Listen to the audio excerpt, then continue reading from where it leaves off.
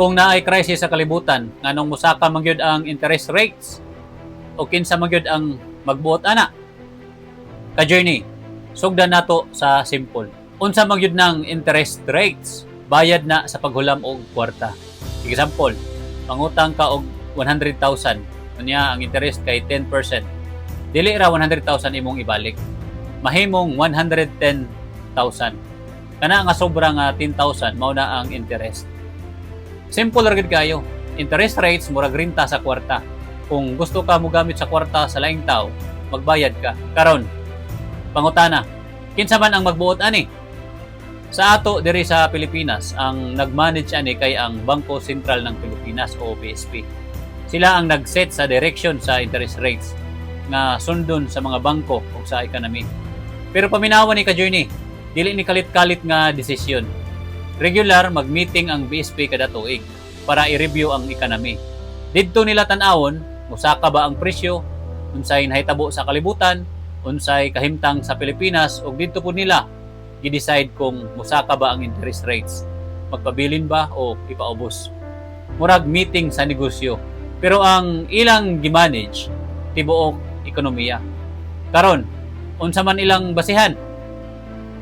Una, inflation. Kung musaka ang presyo sa gasolina, pagkaon og basic goods, mo-react ang BSP. Ikaduha, global events. Pareha sa nahitabo karon sa tensyon sa US, Israel ug Iran. Kung naay gubat, maapektuhan ang oil. Musaka ang presyo sa fuel ug musaka ang presyo sa tanan. O kung musaka ang presyo, inflation na pod. Ikatulo, stability sa economy. Kung paspas na kayo ang gasto, mahimong delikado pod ang system. Mao nang ang BSP mo-adjust sa interest rates. Kung taas na kayo ang inflation, itaas nila ang interest rates. Ano man, kay gusto nila pahinayon ang economy. Murag sakyanan ka journey ba? Kung kusog na kayo ang dagan, ipreno nimo. Pero paminawan ni, ang preno na ay kapalit. Kung musaka ang interest rates, mahal mangutang, mahal ang housing loan, o mahal ang negosyo loan. Resulta, muhinay ang negosyo, muhinay ang expansion, o muhinay ang income. Karon, kung investor ka, importante gid kaayo ni masabtan. Kung musaka ang interest rates, kasagaran ang stock market mo hinay. Ngano man? Kay ang companies mahal ilang utang. Dili sila ka-expand, muhinay ang ilang kita. O kung muhinay ang kita, muubos ang stock price. Labi na affected ani kay mga property stocks, growth companies ug mga companies nga daghan utang. Pero ka-journey, naghapon winners ang mga bangko. Kay kung taas ang interest rates, mas dako ilang kita sa interest. Mao nang importante, dili lang ka maminaw sa balita, dapat kasabot ka unsay meaning sa balita. Pero kabalo ka unsay mas lalom ani? Ang interest rates murag parehas sa kinabuhi.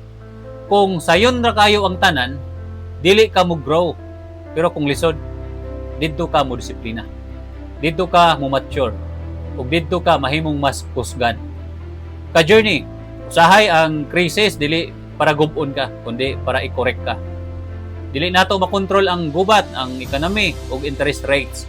Pero natay makontrol ang atong mindset, atong disiplina ug atong pagtuo sa Ginoo. Kung naa ang Ginoo sa imong kinabuhi, dili ka dali mapanik, dili ka dali mawadan og direction. Dili ka dali makolaps bisan crisis. Ka-journey, ang kalibutan mahimong unstable, pero pwede gihapon ka mahimong stable. Mao ni akong realization.